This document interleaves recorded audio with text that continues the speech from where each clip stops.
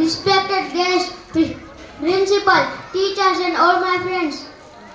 My name is Savda Mahek Mohan Bhai. I am in class 6. First of all, I wish you Happy Republic Day. I feel great pride to present this speech about our Independence Day.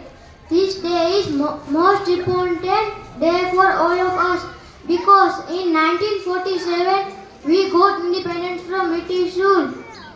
Friends, our great freedom fighters like Mahatma Gandhi, Pandit Jawaharlal Nehru, Lokmanya Tilak, Mahatma Gandhi, Rani Lakshmibai, Subhash Chandra Bose and many others. They devoted their entire life for the independence of our country. Today, we fortunate that we are born in independent country and we have our own fundamental rights.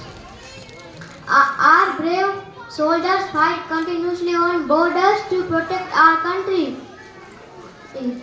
We know that no nation is perfect. It needs to be made perfect.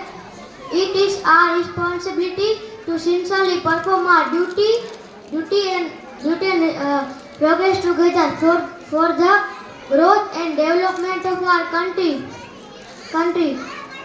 Jai Hind, Jai Bharat.